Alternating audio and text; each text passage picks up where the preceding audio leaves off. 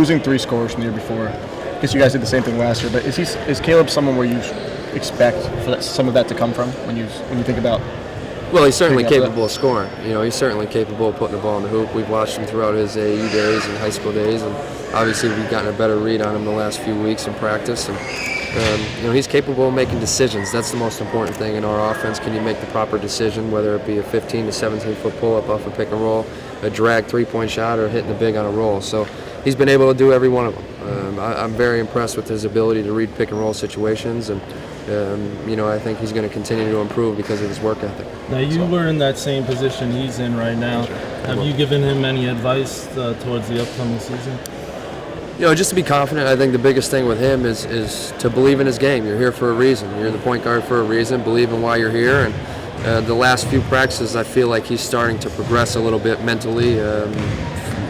Somewhat from a belief standpoint, I think he understands now that he can really, really make an impact here.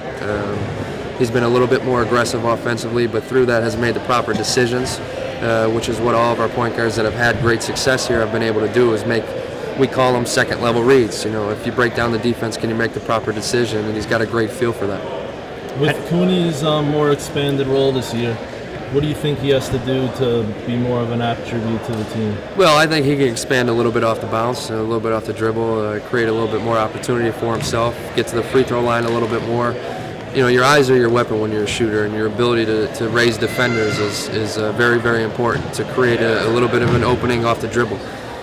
Great shooters can make themselves incredibly faster off the bounce if they use it the proper way, and that's something that we've tried to expand on over the summer a little bit, and certainly over the last few weeks of practice. But it's more transitioning, not just from a shooter, but be a little bit of a scorer as well. Find some different creative ways to get some points on the board for yourself. Have you seen his leadership role increase this year so far? I think the greatest thing, and Trevor hasn't been the most vocal guy when he got here, but he's earned his right to be a leader because of how hard he's worked, and he's developed a little bit more of a voice because he is incredibly confident because of how hard he's worked. And when you kind of set the table of what it takes to be successful, guys buy in, and I feel like he's one of those guys that the next group of younger guys follow in his footsteps because they see how incredibly hard he works.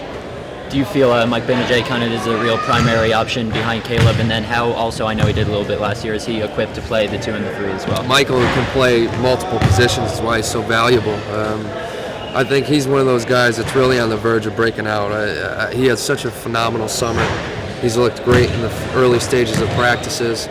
He's a few years removed from having the type of success that you imagine when you come to college. He goes to Duke and doesn't play all that often. He goes through a redshirt year, and then last year doesn't get maybe the minutes that he wanted or thought that he should have gotten. But through all that, he's improved, and I think this is the year where we're going to see this kid who's so talented in a variety of different ways. He's improved so much with the basketball, with his, obviously we needed him to play a little bit of point guard last year, but he's improved tremendously. So, this is a kid I'm excited for. I'm excited for him because I think he's going to have some success here. Mm-hmm. And I know Carter being a guy who already has some Division I experience, do you see him cracking the rotation? What have you seen from him in practice early on? Well, all of our guys that we've added have really helped us. I think when you talk about Carter, Mike, and Christian, and even Doyen, our latest walk-on addition, they've really helped us in practice. And the greatest thing about them is they're all pretty high IQ guys. And when you add that on your second and third groups of practice, it really, really helps you because you can push 3 different ways with 5 different rotations. So 3 different rotations with 5 man. So it's really helped us. We were down numbers early.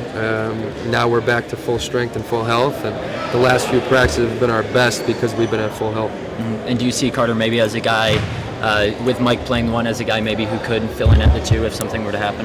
Yeah, we'll see. Obviously he's got a ways to go and to prove himself here. And the greatest thing that he brings is experience and knowledge. He's a very, very heady player. Knows the game really well. I learned that this summer, getting a little bit of time to work with him. So we're really excited to have all these guys. Now this firsthand. Besides talent, obviously, what other qualities does a freshman need to make an impact at this major ACC level? You have to be pretty good. There's to make an impact, you have to be pretty talented, pretty good. Make difficult games and slow them down a little bit. The greatest attribute Tyler had was he was able to slow down in crucial moments, and I think when you have that at the head of the snake, someone that's really talented but understands the game and makes proper decisions, it's a calming influence, and that's something that he's going through. Caleb's going through that now, understanding the offense and going through his progressions, his reads, much like a quarterback would early on in the season, and getting more confident as every snap and every rep and every practice goes by. Coach, I know Caleb's talked a lot about watching film of the past point guards, like Michael Carter-Williams, even Johnny Flynn.